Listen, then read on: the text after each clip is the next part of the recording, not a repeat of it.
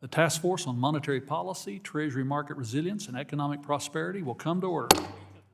Without objection, the chair is authorized to declare a recess of the committee at any time. This hearing is entitled Revisiting the Treasury-Fed Accord. Without objection, all members will have 5 legislative days within which to submit extraneous material or to the chair for inclusion in the record. I now recognize myself for 4 minutes for an opening statement. Welcome to today's Task Force hearing, Revisiting the Treasury-Fed Accord of 1951. 75 years ago this month, the Department of the Treasury and the Federal Reserve System reached full accord with respect to debt management and monetary policies, what we know today as the Treasury-Fed Accord. This agreement clearly delineated the roles and responsibilities of the two institutions. That is, the Fed is responsible for monetary policy in accordance with its dual mandate, and the Department of the Treasury is responsible for funding the government at the least cost to the taxpayer over time. In the 81st Congress, and yes, I wasn't here for that session, just 1 year prior, the Joint Economic Committee expressed support for the Fed and Treasury to reach an understanding about the division of their authorities. It was appropriate for Congress to be a part of the conversation then, just as it is now. It is my intention for this Congress to similarly express the need for a formal dialogue between the Fed and Treasury on the appropriate boundaries of their authority and where increased communication might bolster the strength, resilience, and depth of the Treasury market, while reinforcing monetary policy independence. I plan to introduce a resolution to do just that. This is because quite a few changes have occurred in the last 75 years. Our nation's deficit to GDP ratio has ballooned from less than 2% to nearly 6%. As we've discussed many times in this task force, the Treasury market cannot continue to function well if the supply of treasuries outpace market capacity to absorb it. As Chairman Powell has said numerous times, the country is on an unsustainable fiscal path. He is not the first chairman to say so, but I hope he is the last. Rising debt servicing costs push all parties involved into tough choices. We can't let fiscal irresponsibility interfere with the Fed's ability to do its job. Additionally, the Fed has moved to an ample reserve regime to allow stronger monetary policy rate control and is engaged in 4 rounds of quantitative easing, thereby significantly increasing the size of the Fed's balance sheet. As the Fed adjusts the size of its balance sheet through QE, QT, and reserve management purposes, increased forward communication with the Treasury Department could improve coordination between the two entities without jeopardizing monetary policy independence or stoking inflation. In 2009, the Treasury and the Fed issued a joint statement outlining the Fed's role in financial and monetary stability, while leaving credit allocation to fiscal authorities. While we are in normal economic times, that's kind of an interesting thing to say about right now, isn't it? The two entities should discuss their appropriate bounds of responsibility and the risk encroachment imposes. I look forward to hearing from our expert witnesses today and engaging in a robust discussion. And I would note to the ranking member, this is really an amazing panel we have here.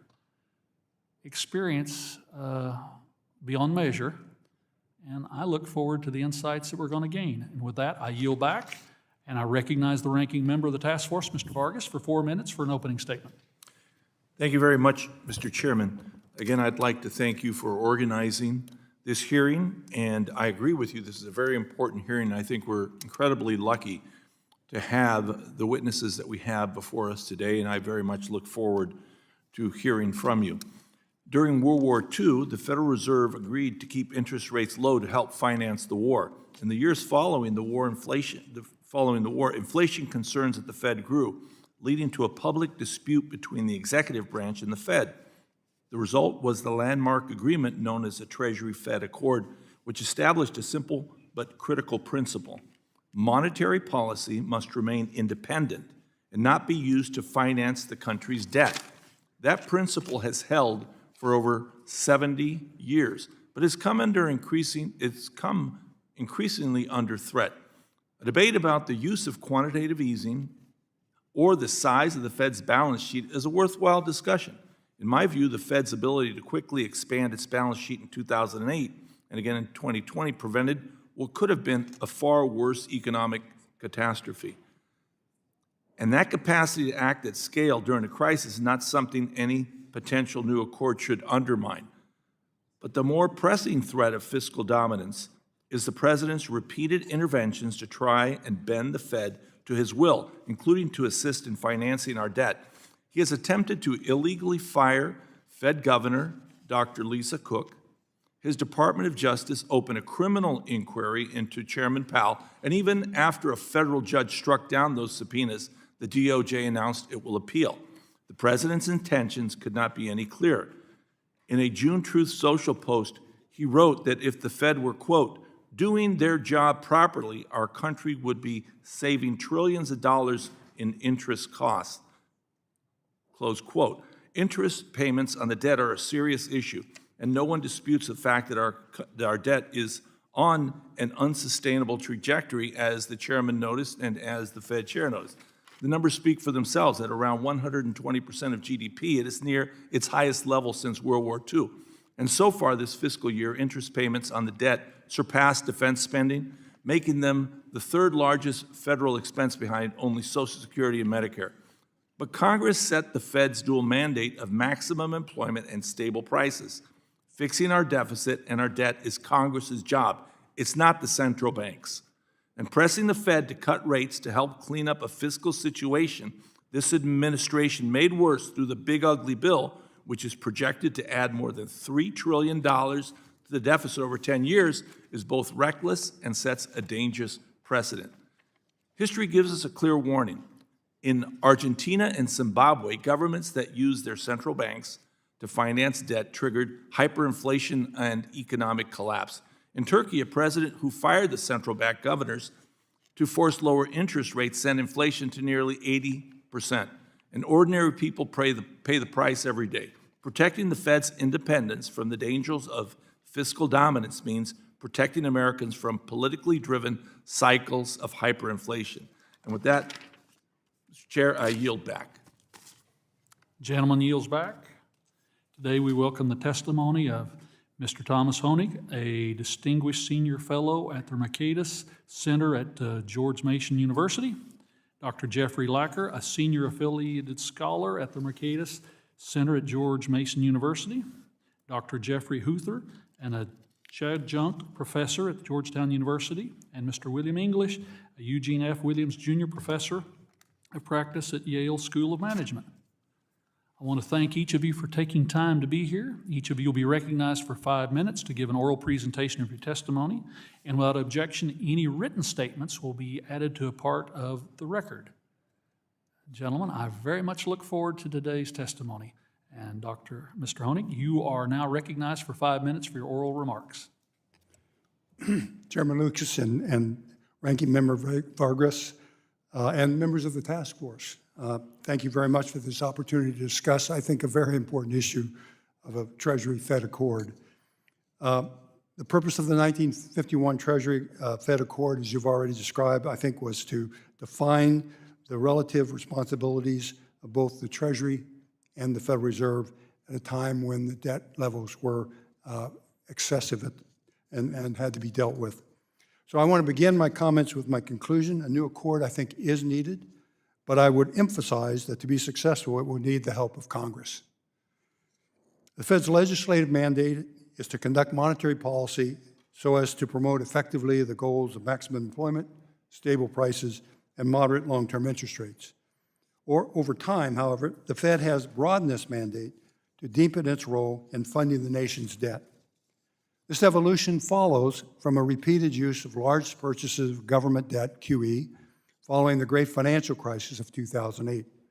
So much so that the Treasury and the markets, I think, have come to rely on the Fed as a ready buyer of federal debt. Between 2010 and 2015, the Fed's balance sheet increased from $2.3 trillion to $4.5 trillion. In 2019, and following the COVID, it increased to $9 trillion. And I think following that, it is worth noting that the national debt has increased by 5 times from $8 trillion to $38 trillion that you talked about, and exceeds 100% of GDP. Last experience after World War II. Also over that time, the CPI index has nearly doubled, with asset prices having risen sometimes as much or more. But looking ahead, which is the important part, gross federal debt will reach $40 trillion this year. The nation's deficit will be $2 trillion this year and for many years to come, as now projected. And the Fed will be expected to help fund this debt. This past fall, for example, the secured overnight financing rate rose above the Fed's target rate, of the Fed funds rate, reflecting in part tightening liquidity conditions in the ever larger Treasury market. Not long after that, the Fed restarted, my words, QE, by purchasing automatically $40 billion per month of government securities, about 25% of the average monthly increase in the nation's debt at this time. So stable prices cannot be achieved without fiscal and monetary policy discipline. The history of the Fed's actions has left in its wake, I think, a less independent central bank, a less accountable market, and a less constrained government budgeting process. Thus, it is worth studying the 1951 Accord to guide us for solving the current challenge. So after World War II, like now, the federal debt exceeded 100% of GDP, and Treasury expected the Fed to keep interest rates and the cost of the federal debt low. Inflation was also increasing, however, and the Fed could no longer both suppress interest rates on Treasury debt and control inflation. The conflict between these competing goals was tense, but ultimately a compromise was reached, which confirmed the Fed's right to manage bank reserves and set interest rates independent of Treasury demands. Given current circumstances, the new Treasury-Fed Accord, I think, is needed, as I said. And like then, such an accord does not have to shock the economy. It can be implemented over multiple years, allowing time for the government to reduce its deficits and for the Fed to concentrate on price stability. Reduction in the deficit from its current 6% of GDP would reduce pressures on interest rates, facilitate private investment, and enable the economy to grow out of its current debt dilemma. Consider, for example, the 10 years following the 1951 Accord. The debt-to-GDP ratio fell from 90% to 55% of GDP. The average growth rate was near 4% in this country, and the interest rates were moderate by most standards. There is, however, one important difference between then and now. While the fundamental problem of too much debt is the same, the 1950s deficit over that decade were far less severe, with surpluses in some years. Current projections show only large deficit ahead through the next decade. Thus, a workable accord must have the help of Congress in reducing the debt. Without that, I think achieving a lasting accord will be nearly impossible. Finally, assuming the deficit problem also goes unaddressed and inflation accelerates, the last option would be for the Fed to unilaterally pull back on monetizing the debt. This would slow growth of bank reserves, interest rates would rise, perhaps substantially. Such an option, I think, would mirror the policies of the FOMC in late '79 under Paul Volcker's leadership, significantly disrupting the Treasury market and plunging the economy into a recession. Such an action might cause Congress to reduce the deficit, but it also, I think, would raise the challenge of Fed independence even more severely than it is today. Thank you. Thank you. Dr. Lacker, you are now recognized for 5 minutes for your oral remarks. Chair Lucas, Ranking Member Vargas, and members of the task force, thank you for the opportunity to discuss the Treasury-Fed Accord. The time is ripe to revisit the 1951 Accord, given the evolution of monetary, financial, and fiscal conditions since then. A re-examination should be grounded in the goals Congress has set out for the Fed: maximum employment, stable prices, and moderate long-term interest rates. This third goal means minimizing the premium that the U.S. Treasury pays to compensate debt holders for potential future inflation and other avoidable macroeconomic risks. The relationship between the Fed and the market for Treasury securities is thus central to the terms on which the United States government can fund itself. The 1951 Accord restored the Fed's control over its balance sheet and established modern monetary policy independence. Chairman William McChesney Martin understood that a robust market for Treasury securities required reining in discretionary intervention by the New York Fed to avoid discouraging private investment in market making. A 1952 FOMC subcommittee warned that, quote, "The development of special institutions and arrangements that serve to provide the market with natural strength and resilience and to give it breadth and depth tend to be greatly inhibited by official mothering," unquote. The Martin Fed's policy of holding only Treasury bills arguably contributed to the tremendous growth in depth and liquidity in the U.S. sovereign debt market. The Fed's stance towards the Treasury market, however, is quite ambiguous right now. Before the great financial crisis, the Fed maintained strict neutrality, holding only the Treasury securities that it needed for monetary control and carefully balancing its holdings across the curve. Since then, the Fed has purchased large quantities of long-term Treasuries, sometimes to stimulate growth and sometimes to preserve what they call market functioning, a term that they've yet to define satisfactorily. Both types of interventions essentially aim to offset shifts in market assessments of the fundamentals underlying Treasury returns. The haziness of the distinction between the two makes Fed intervention more difficult to predict and discourages private investors from positioning themselves to take advantage of buying opportunities when they arise. Market resilience suffers. A recalibrated accord should reflect each entity's particular attributes. The Fed has sole control of the monetary instruments that constitute its liabilities. That would be currency and bank reserves. And these form the monetary base through which it influences monetary conditions. Once a given quantity of monetary liabilities, monetary base, has been set, any asset the Fed acquires or any loan it extends requires selling Treasury securities and thus could equally well be performed by the Treasury. The Fed's independence is essential for setting the terms on which it supplies monetary liabilities, including the interest rate on reserve account balances, but activities beyond that, beyond monetary policy, such as credit allocation or attempting to manipulate the maturity structure of federal debt, are fiscal in nature and are better assigned to the Treasury and subject to congressional oversight. At least that's how I read constitutional principles that apply here. These principles suggest 5 key elements for a restated accord.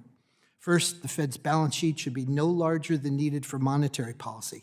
Monetary conditions can be managed entirely adequately by setting the interest rate on reserve balances and supplying just a few $100 billion of reserves, not trillions. The Fed should commit to a predictable path towards such a minimal level of reserves and not reverse course at the slightest widening in spreads.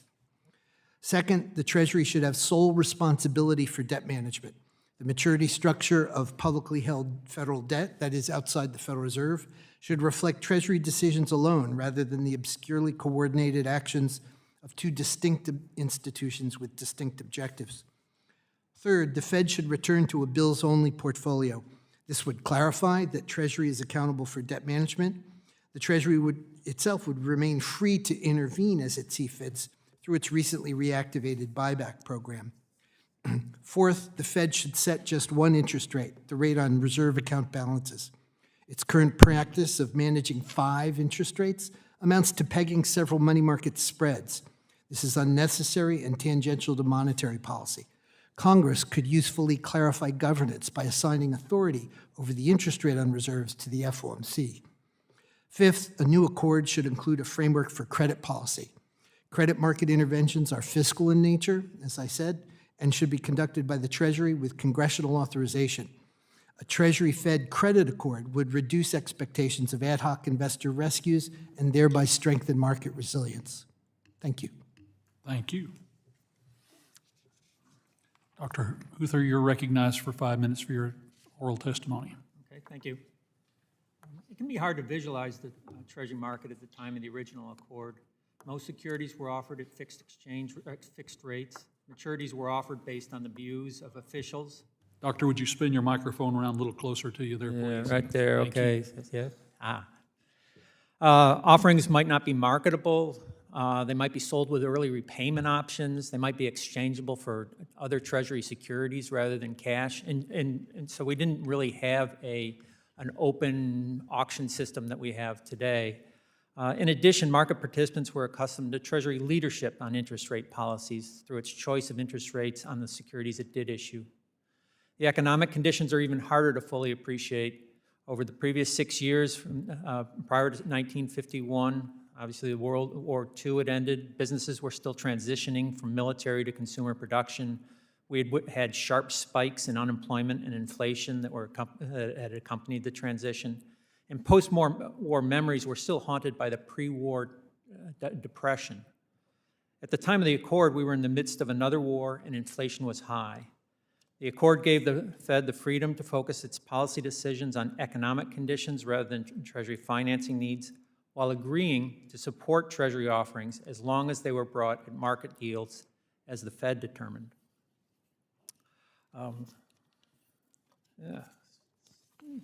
Financial and economic and financial market pressures over the following decades led to a Fed portfolio that, at the beginning of the financial crisis, was mostly Treasury securities, unevenly distributed across the maturity spectrum. On a mostly separate track, the Treasury market had slowly evolved to the market we have today, regular issuance of predictable quantities priced through transparent auctions. The evolution is important context. The government as a whole is much less involved in price setting for its debt than it was in 1951. The current path of projected deficits, if realized, will eventually lead to a Treasury market instability, and that will force the Fed to intervene. The level of debt at which this instability occurs is unknown. While the Treasury market is lauded for its depth and resiliency, it is not immune to shocks that are inherent in financial markets that stem from human nature, not institutional structure. In the context of fiscal dominance, a shock would result in the Fed buying large quantities of Treasury securities paid for with bank reserves that, in the traditional view, would be inflationary. I'm not sure there's evidence that that's anymore that that's the relationship between reserves and inflation will hold. But I'd characterize the credit accord proposals as constraining the Fed's use of balance sheet to limit the risk that the Fed assets go on too long, are too concentrated in long-dated securities, or detrimentally include MBS. In dire situations, as the financial crisis and the pandemic have shown, we have seen that rules, regulations, and even laws are set aside in the name of expediency. So when we think about constraints on the Fed, we have two areas of focus: normal operating conditions and conditions somewhere between normal and dire. To me, the normal times seem like an easy lift. For most people, and the FOMC agree that the Fed's balance sheet should contain Treasury securities and little else. We can also likely get agreement that those treasuries should have maturities that are, at the very least, tilted towards the short end of the curve. One difficult question that remains, though, is whether we can have clear guidance for the Fed when the economy is between normal and dire. Ideally, guidance would offset the market and political forces that can push the Fed to a larger, more diverse balance sheet. It's not entirely clear to me what that guidance would look like. The closer we are to a dire situation, the more important the judgments of Fed and Treasury officials are.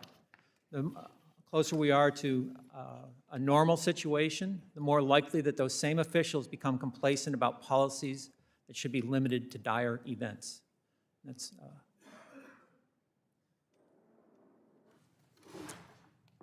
Mr. English, you are recognized for 5 minutes for your oral remarks.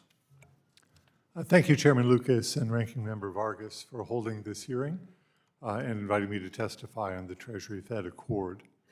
The Accord of March 1951 was a watershed event in Federal Reserve independence. Such independence is critical to effective monetary policy and improved economic outcomes. Fortunately, there seems to be general agreement on this point, I think on this panel, and also when I testified before this task force in January on your task force. There seemed to be general bipartisan support for monetary policy independence. The Fed's monetary policy independence is undergirded by key features of the Banking Act of 1935. That act removed the Secretary of the Treasury and the Controller of the Currency from the Board of Governors, established overlapping 14-year terms for the governors, and provided that the President could only remove governors for cause. In addition, the Act established the modern Federal Open Market Committee, which includes the members of the board as well as 5 Reserve Bank presidents. The inclusion of the Reserve Bank presidents supports Fed independence because they're not nominated by the President, but rather are chosen by the boards of directors of their banks and approved by the Board of Governors. The historical record shows that Congress put these protections in place because it wanted to ensure that the Fed could operate independently in the public interest and remained independent of the president, who might have political and personal incentives that would affect policy in ways that would harm the public good. During World War II, policymakers at the Fed focused monetary policy on the maintenance of low interest rates to ease the financing of the war effort. After the war, the Fed continued to maintain low interest rates, and as rationing and wage and price controls were withdrawn, inflation rose dramatically before falling back. As demand picked up in 1950, the Fed judged that low rates would lead to excessive inflation, but the Truman administration wanted the Fed to maintain low rates in order to ease funding pressures. After a lengthy debate, the Fed and the Treasury announced that they had reached full accord with respect to debt management and monetary policies to be pursued in furthering their common purpose, that is, the accord. Importantly, the accord was a return to the status quo ante. After the accord, the Fed returned to the independence created for it by the Congress in 1935. In recent years, some have called for a new accord.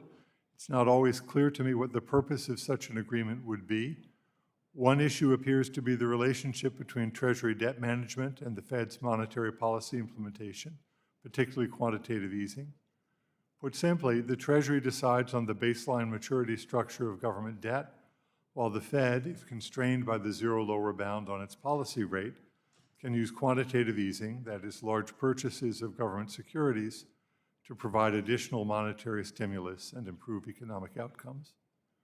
As one would expect, the Treasury and the Fed consult regularly on these topics, and it's not clear to me that any new formal agreement is needed at this time. However, both the Treasury and the Fed could improve decision-making by the other institution by providing as much clarity as they can about their future plans. A second issue is the extent to which Federal Reserve policy actions have implications for credit allocation. That was a concern after the financial crisis, but Congress in the Dodd-Frank Act required Fed emergency lending programs to be approved by the Secretary of the Treasury, providing for clear democratic oversight. Another concern is related to Fed purchases of agency mortgage-backed securities as part of its QE programs. But Fannie Mae and Freddie Mac have been in conservatorship since 2008, making them effectively part of the government. And in the face of disruptions in mortgage markets, such purchases can help to limit distortions rather than cause them. That said, the Fed should bear in mind the potential effects on credit allocation of such purchases when considering the benefits and costs of QE. Any new accord must take account of the separate objectives, tools, and responsibilities of the Treasury and the Fed. In particular, the agreement must not impinge on the Fed's ability to use its tools provided by the Congress to foster its objectives, also provided by the Congress, independent of short-term political considerations. In particular, any new accord needs to ensure that monetary policy will not be targeted at financing government debt. Fiscal policy is the responsibility of the administration and the Congress, not the Fed. Thank you. I look forward to our discussion. Thank you. We now turn to member questions. I recognize myself for 5 minutes for questioning. Mr. Hoenig, it's great to see you again. You assert in your testimony that over time the Fed has expanded beyond its congressionally mandated goals of price stability and maximum employment. In your view, is the Fed at risk of becoming polarized if they are seen as financing government spending? And how can Congress ensure that the Fed stays on track? I think, frankly, that over time, as the Fed has not only engaged in QE during the emergency, but has continued its purchase of government securities long past the immediate crisis, it has set up an expectation that it will buy government securities as they are issued and keep that market stable and liquid. And I think that does put the Fed at risk of becoming subservient to Congress. And so what has to happen is the Fed has to have a conversation, not just with Treasury, but there has to be help from Congress to control the growing deficit. Otherwise, the pressure to finance that deficit will be the Fed's, and I think it will be very hard for the Fed to resist that. And I'm not talking about where we are, because if you look back, the Fed has been doing that. But looking forward, the projections are new debt deficits every year of $2 trillion or more. So who's going to fund that? And I think they'll be looking to the Fed, and if the Fed chooses not to do that, I think you'll see interest rates spike, and then the tension will rise quickly. So Congress needs to help. Dr. Huther, I remain concerned that the market's capacity to absorb all the debt that the Treasury is issuing is becoming constrained. In your view, what are the risks of dependence on the Fed's intervention for market functioning? And would it be helpful for the Fed to define the conditions that warrant market intervention?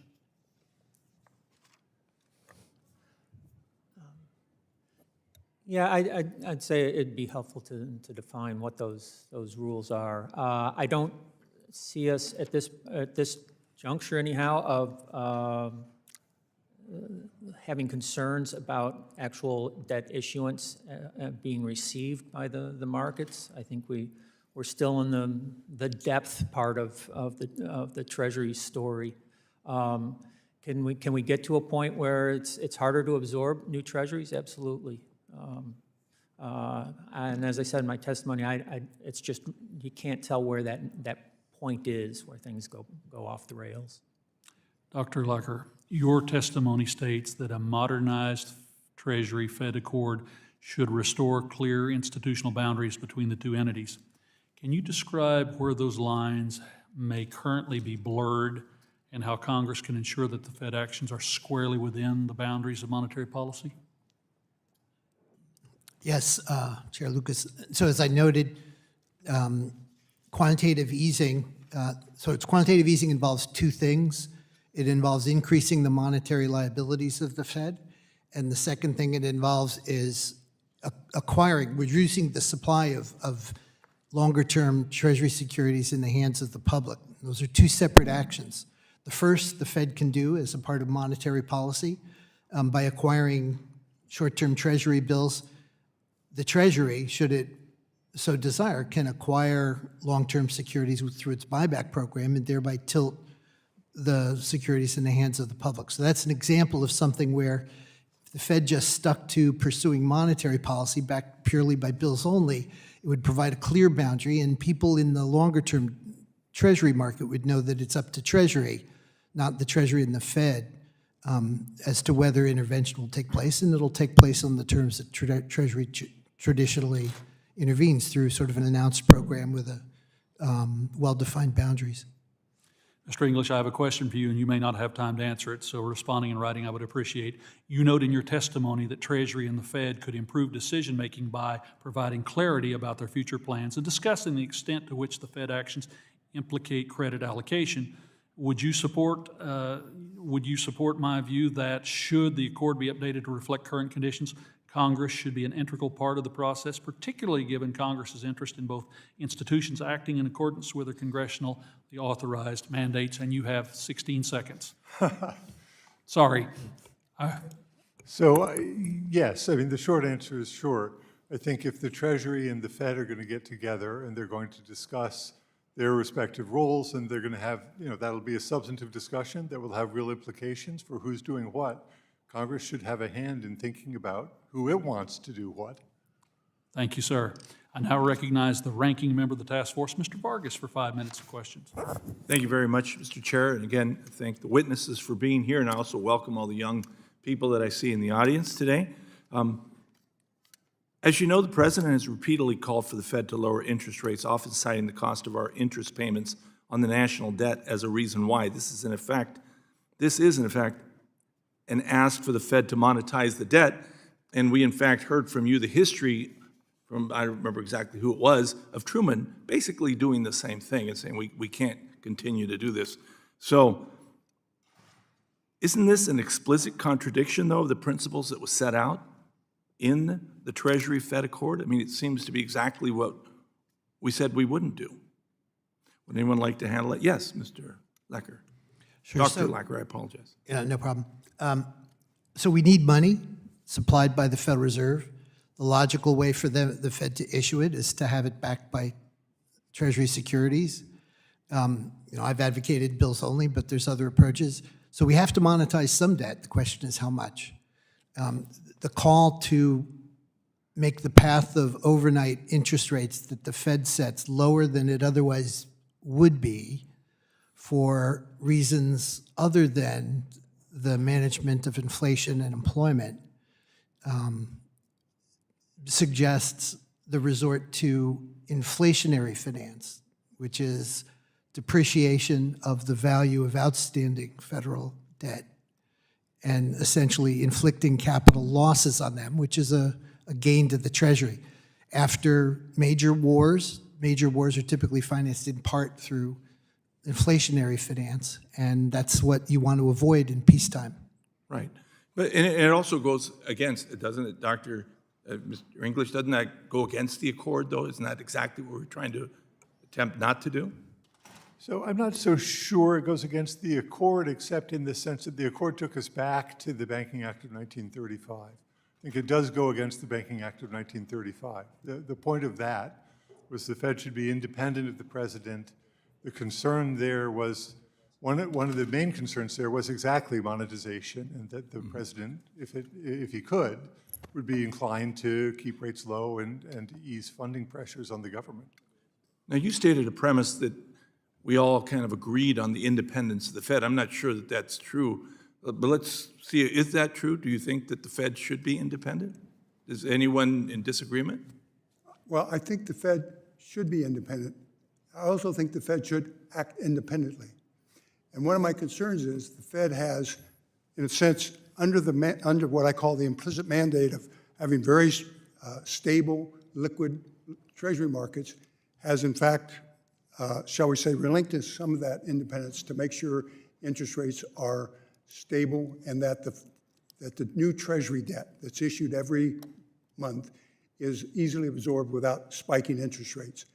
Now, if you have an independent Fed and you're worried about inflation as something ahead, then you would say no to that. You would say to Congress and to others, to the Treasury, we cannot do that without risking inflation. We need to get an understanding here. And the Fed has to do that and be independent, not just say they're independent. Right. No, I agree. That's what I'm saying. Yeah, That we I do agree. want, that's exactly what we want, though, the independent. Yes, Dr. Sorry, if I may. Yeah, go ahead. I think the Fed has shown considerable independence in the last few years. As Tom said, the Fed's balance sheet reached $9 trillion. It's now about 6.5. Yeah. It's actually shrunk the balance sheet a fair amount. The Treasury has had to issue And more there's been securities in tremendous the market. pressure on the Fed, and the chairman there, I think, has acted incredibly nobly and admirably to keep the independence of the Fed going. So, yeah, I agree. Since I have less than a minute, I do want to ask, because you've talked about history here, what was in 1950, something, under Eisenhower, what was the top marginal tax rate? Dr. Huther, you go ahead, because I think you probably know the answer. I'm not sure I could put specific numbers on it, but it'd probably be close to 90%. 90%, yeah. And that was under a Republican government. What was the effective tax rate for the top 1%? Effective tax rate? Effective, It was in the 40s to the 50s. Anyway, I just bring that out because we do have a fiscal problem in our country, and people continue to cut taxes for the wealthy, and we're not going to balance our budget doing that. Thank you. I yield back. Gentleman has interesting economics. The gentleman from Indiana, Mr. Stutzman's recognized for 5 minutes. Thank you, Mr. Chairman, and thank the panel for being here. Folks in Indiana know full well that federal spending is far beyond reasonable levels. And this spending not only has severe consequences for everyday Hoosiers, but also poses risks to the independence of the Fed's monetary policy decisions. I'd like to begin by discussing the idea of fiscal dominance. As our government persistently runs deficits and increases our national debt, the government must pay interest to service that debt. Should spending continue on its current pace, investors will eventually demand a higher interest rate to purchase government debt, which as a result increases the cost of issuing new debt. And I'd like to ask Mr. Hoenig and also Mr. English, would you say that the United States is currently in or near a state of fiscal dominance? And I'll start with Mr. Hoenig. I think given the size of the deficit that has to be funded each year, and the fact that if it fails to do that, interest rates would, I think, spike, I think the Fed is near fiscal dominance, because when it says no, we will have, I think, a crisis of some sort. And it'll be a hard choice for them to make, to say to Congress, no, we're not going to monetize this debt as you would like. We are going to increase according to what the growth rate of the economy is, but we're not going to do more than that. And if interest rates begin to spike, I think there'll be enormous pressure on the Fed to fund it. Thank you. Mr. English. So at the moment, I think not. The reason for that is that if there were serious fiscal dominance, the result would be monetary policy that's too easy.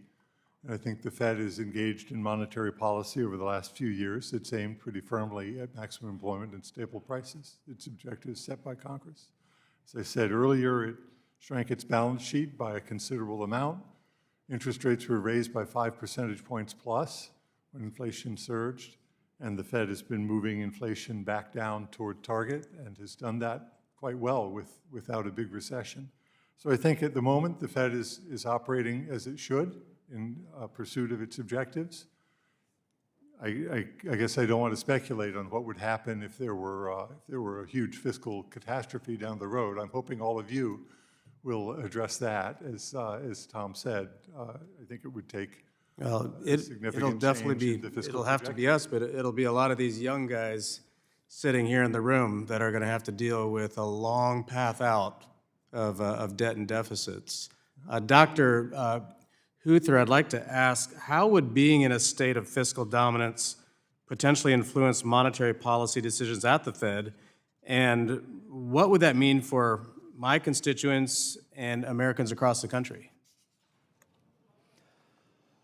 Well, to the extent that federal dominance leads to greater debt purchases by the Fed, leading to higher reserves, those reserves are loans from your local banks to the Fed that could otherwise be lent to your local community. So there's a cost there. Those conditions that would create fiscal dominance in terms of high federal debt is also likely to be associated with higher interest rates for everyone. Dr. Lacker, do you have any thoughts on that? I've got another question for you if you want me to throw it at you too. Okay. What are some areas for improvement in the current accord, and how should the Treasury and Fed be approaching this process?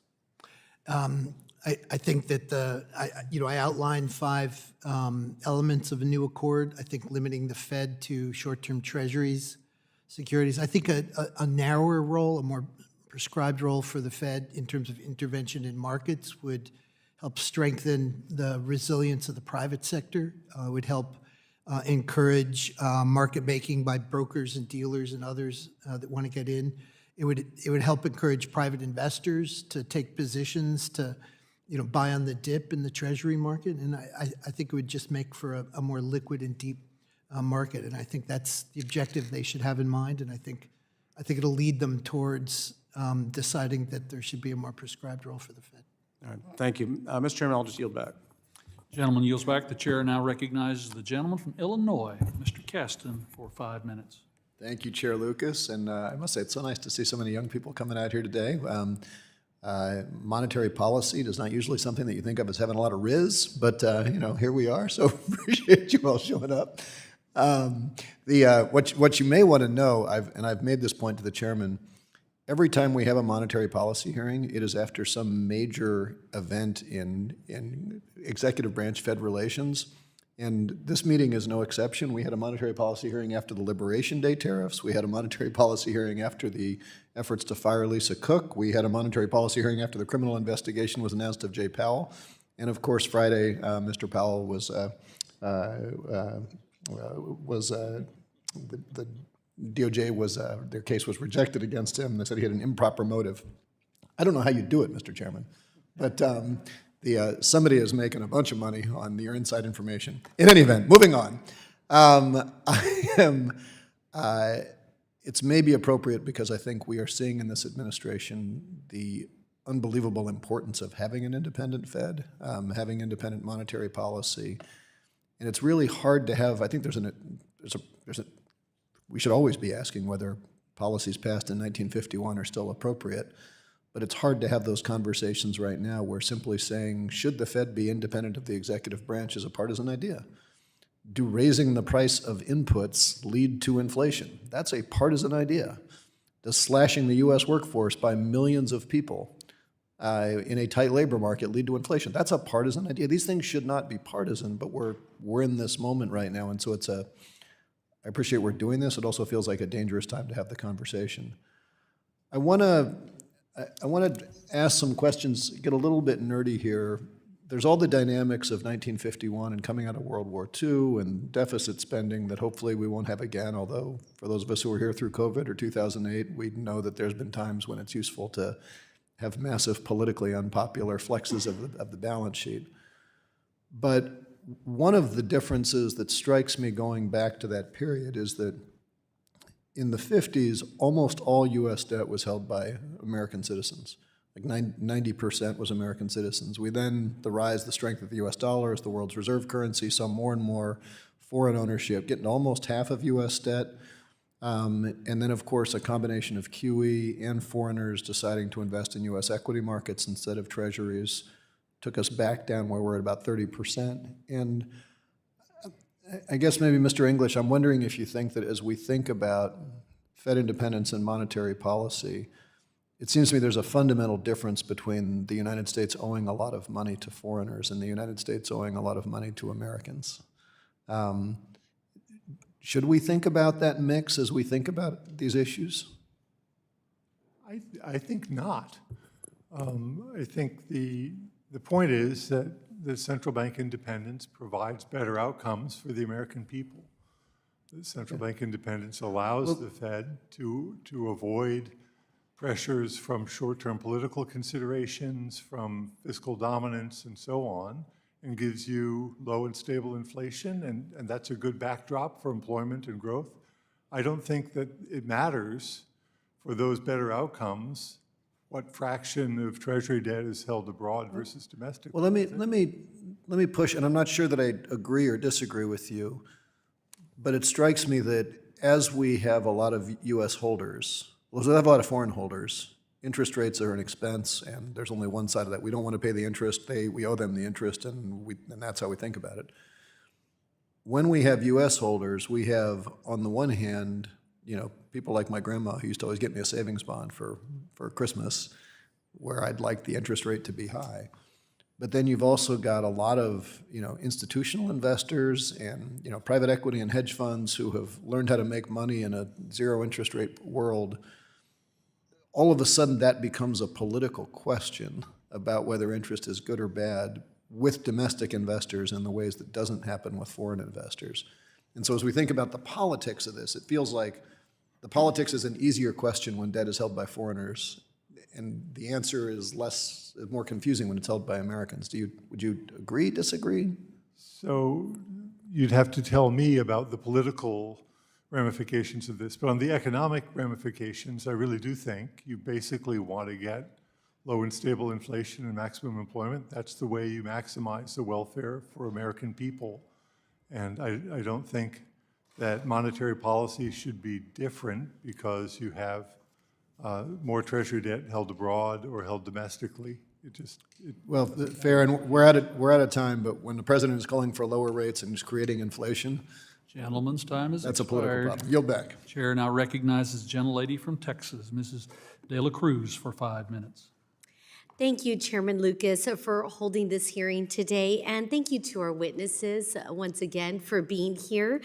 As our task force meets today and discusses a relationship between the Federal Reserve and the Treasury, I want to start by highlighting the impact of these policies on the average household. My question is for Mr. Hoenig. It is, we have seen studies that show even a permanent primary deficit increase of 1% of GDP leads to nearly a 20 basis point increase in core personal consumption expenditure prices 5 years out that equal about $330 of disposable income per household. Knowing this, sir, how would you describe where we are today in terms of government spending's impact on inflation? Well, I think from where we are today, we're going to incur $2 trillion of new debt, and that has to be financed, and that puts strain on the markets and does put upward pressure on interest rates, depending on what the Fed does to intervene, which then risk inflation down the road. So I think it's mostly going to be harmful in terms of what it does to inflation. And I think that's where that's where the Congress and the Fed and the Treasury should be concerned.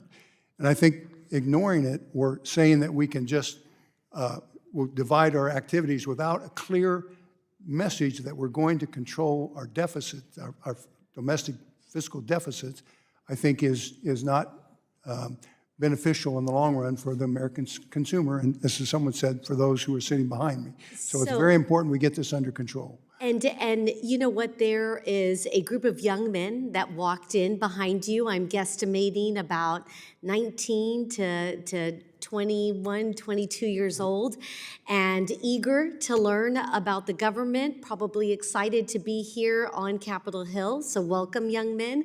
Thank you for being courageous to come to hearing today. My son is about their age. What does that mean to those young men sitting behind you right now? What does their future look like if we don't get this under control? Well, I think we will have a higher inflationary issue. And perhaps just one example of that is I hear over and over again how hard it is for young individuals to buy their first home because the price of housing has doubled over the last decade and a half or so. And so if we continue with $2 trillion plus a year, and if you look at the CBO's projection, they're going to be every bit that much, then I think we need to be very mindful. And there's only two choices in my mind. The Congress gets the debt under control. The Fed otherwise says, no, we won't monetize the excess amount of debt more than what the real economy can grow at. And if you do that, then you're going to really shoot interest rates up and put us into, I think, a slow growth period ahead. And that's really the difficult choices that lie ahead, but they need to be addressed. Thank you. Dr. Lacker, following up on the same topic, you've recommended some principles for a new accord, especially in an era of large deficit spending and balance sheets. If the Federal Reserve and the Treasury were encouraged to create a new accord with your principles, how does that impact the balance sheet, the deficit, and ultimately the taxpayers? Excuse me.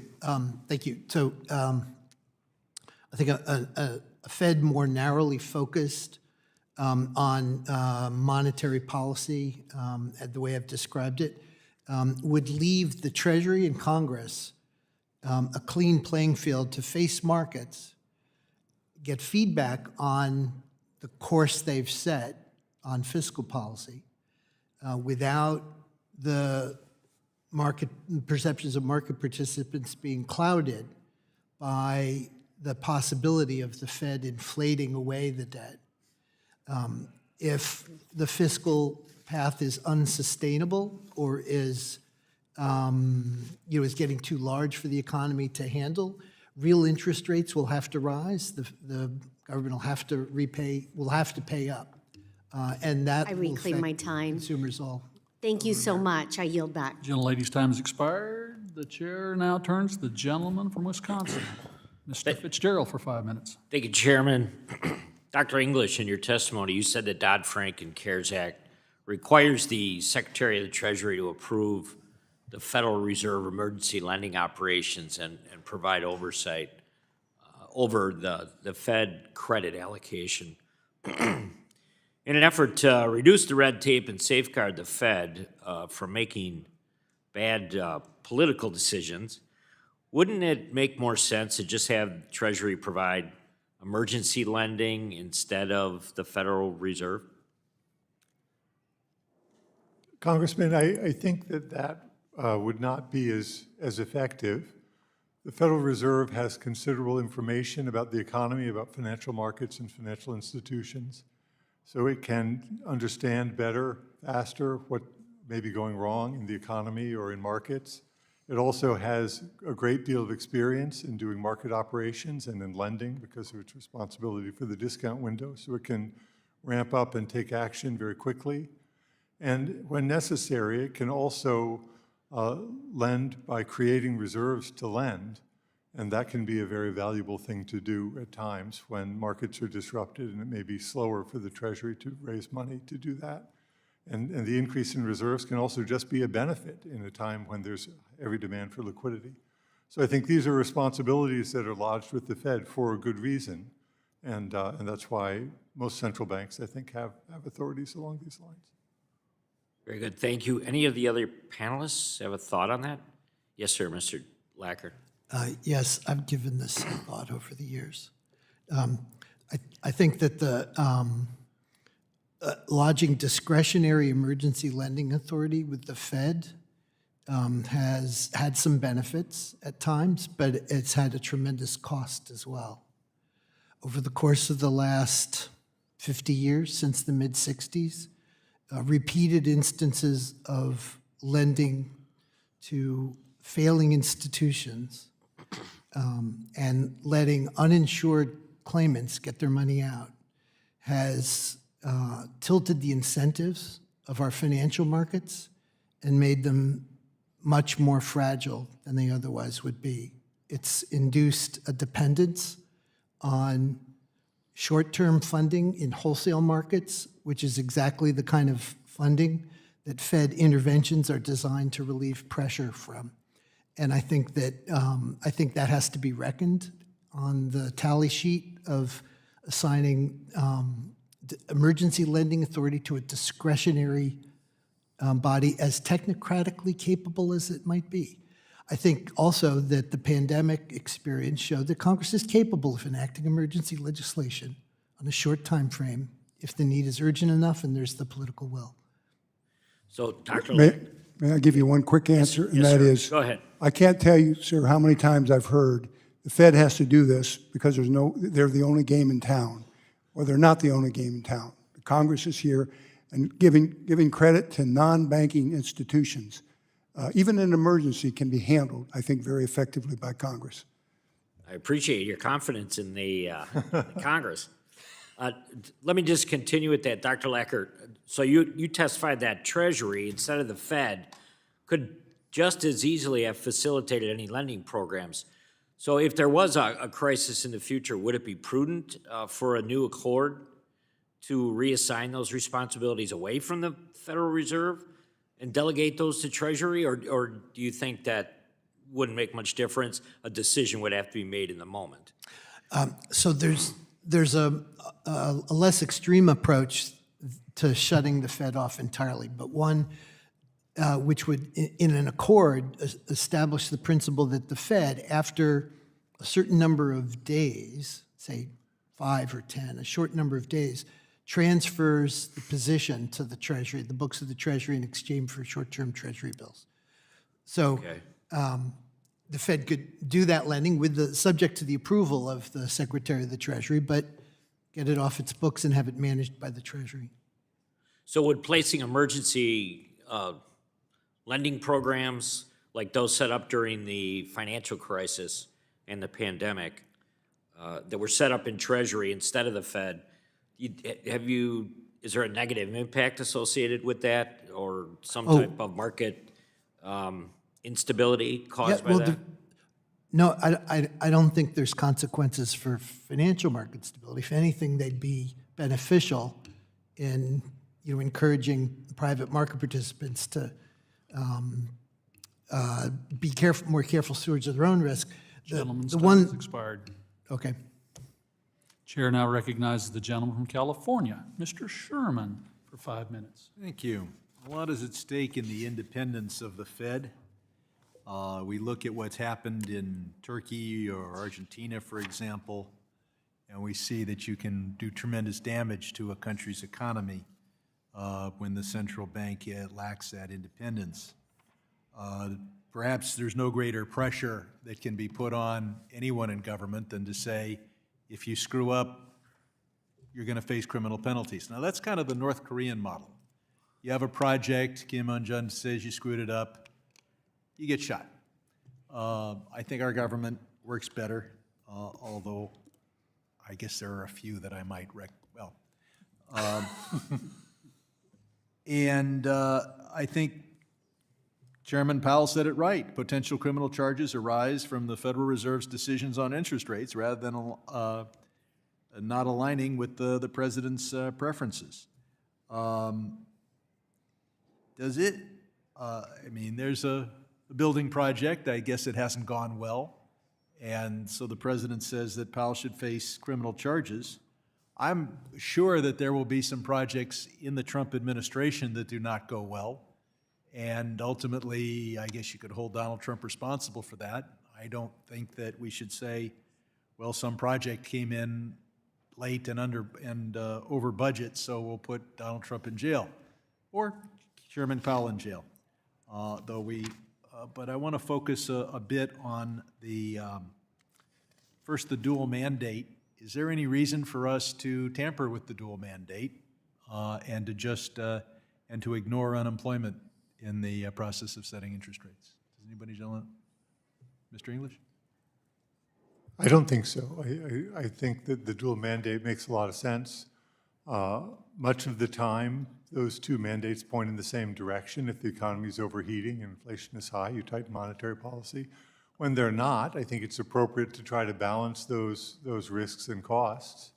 And so I'm a fan of the dual mandate. I I'm going wouldn't see any to reason throw to change in it. a third possible mandate or a less important mandate, and that is the Federal Reserve can have a tremendous effect on the U.S. budget deficit. First, we are the biggest debtor in the history of the world. And second, when they expand their balance sheet, they're quite capable of making an enormous profit, which they turn over to the federal government. We're putting together community projects, and every $100,000 matters. And yet the Fed has at times remitted nearly $100 billion to the U.S. government, and Fed chairs have been embarrassed by it, saying, don't look at that. Should we be looking, can the Fed, in addition to meeting its dual mandates, also help reduce the federal deficit? And does reducing the federal deficit matter? I don't know which witness wants to respond.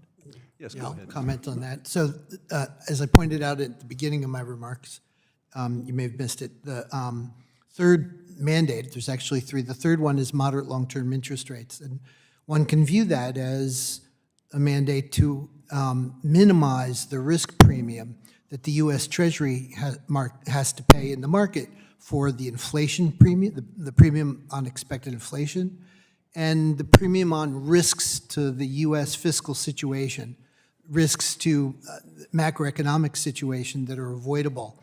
So in some sense, we already have something like that. But to aim policy at reducing just the nominal interest expenditure in the debt, that's a different matter entirely. And that's a road to hyperinflation.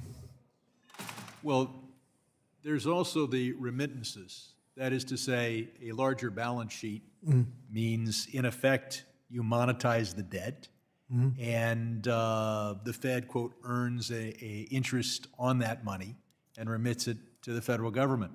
And as I say, it can be $50, $100 billion of federal deficit reduction. Does that matter? So I highlighted, I recommended that the Fed stick to Treasury bills only. The losses that the Fed's incurred have been due to its long-term holdings. And there's, in addition, an unrealized capital loss on the Fed's balance sheet that's going to affect it for years to come. Sticking to it bills only would greatly reduce the risk involved in the flow of remittances. That effect on remittances reflects the fact that the Fed is taking on fiscal risk, in some sense, apart from Congress's approval. Thank you. Gentleman's time has expired. The chair now recognizes the gentleman from Nebraska, Mr. Flood, for 5 minutes. Thank you, Mr. Chairman. Dr. English, you mentioned in your written testimony that the Fed and the Treasury could improve decision-making by the other institution providing as much clarity as possible about their future plans. Can you expand on what should be provided by these institutions? Sure, Congressman. I think what I had in mind was, on the one hand, for the Treasury to provide greater information about its intentions regarding future issuance and the future distribution of their outstanding debt across maturities, so the Fed would understand what was the backdrop against which it was doing monetary policy, and for the Federal Reserve to provide greater information about what it views as its steady state balance sheet. What is it aiming for? Is it aiming to hold, as Jeff was saying earlier, Treasury securities that are tilted a bit towards the short end, all the way, as Jeff Lacker would have it, to bills only, or what? Just what is their intent? That matters for the Treasury, because the Treasury is trying to decide on its issuance, and what the Fed is holding isn't being held by the public, and what matters in some sense is what's held by the public. So the Treasury will adjust what it's issuing depending on where it thinks the Fed is going. I think the Fed could provide more information on that. Now, based on that answer, Mr. Hoenig, Dr. Lacker, Dr. Huther, as former Federal Reserve or Treasury officials, could Dr. English's recommendation for the Fed and Treasury to provide as much clarity as possible about future plans be beneficial to those institutions?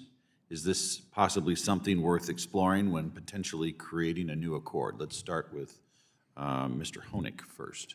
Well, I think anytime you clarify what your intentions are, you're going to improve the outcomes. There's no question about it. But I want to emphasize to you that the main issue is how much debt has to be monetized to keep the Treasury market stable and liquid, because there's the Treasury, because of the debt, has to issue so much additional debt, and someone has to buy it. And if that debt is growing much too quickly, if the Fed monetizes it, you're going to have inflation. And that's the real problem. If you have an ongoing, enough liquidity into the market for the economy to grow at its 3%, hopefully 4% growth rate, fine. And clarity will only make that go better. But you have to have the debt under control for that to really make a long-term difference, in my opinion. Dr. Lacker? Yeah, I take your question to be taking a path of the deficit as given, how to finance it, how debt management ought to work. I think absent a clear assignment of debt management to the Treasury, as I advocated, I think under the current arrangements, communication could be better between the two and to the market, more importantly. So now we get these refunding announcements from the Treasury. Separately, there's some monetary policy, so-called monetary policy announcement about quantitative easing or the path of the Fed's holdings. Why isn't that a joint announcement? Why don't they just, why isn't a joint communique about what that debt in the hands of the public is going to look like? Thank you. Dr. Huther? I think the challenge for additional policy clarity really revolves around the uncertainty that we face going forward. And it's really hard for policymakers to provide a great deal of clarity when they don't know anything more than the rest of us in some degree. And so while clarity is great, the best we can do is try to frame where we're going. It's really hard when it comes down to the specifics, given just the way the world is. So with my remaining time, Mr. English, you want to react to that? So I wanted to react to something Jeff Lacker said, I think. He said, why shouldn't this be a joint announcement? I think even if that joint announcement was in some sense benign, each institution is making its own decisions and they're just stapling the papers together. I think doing that could likely be seen as a step toward Treasury dominance of the Fed. and towards fiscal dominance. Given our unsustainable fiscal path, people will be suspicious. They'll be worried that the Treasury will be dominating the Fed, that the Fed will be generating higher inflation in order to ease the fiscal pressures. The president has called for lower rates explicitly on that basis. I'll have to So I stop think you it's there, actually Mike. better actually to have these things separated, so it's clear that the Fed is independent. It's making I am out of time, so I got to stop you there. I yield back. Gentleman yields back. Seeing no other requests for time, I want to thank all of our witnesses for their testimony today. And I must say, in good faith, in a world, in a society, in a Congress where we live 10 minutes at a time based on the last 5 minutes, the experience and the insight and the willingness of this panel to discuss the near and far future is really quite refreshing. I just hope we have the ability and the discipline to listen to what you've said. And with that, without objection, all members will have 5 legislative days to submit additional written questions for the witnesses to the chair. The questions will be forwarded to the witnesses for their response. Witnesses, please respond no later than April 22nd, 2026. This hearing is adjourned.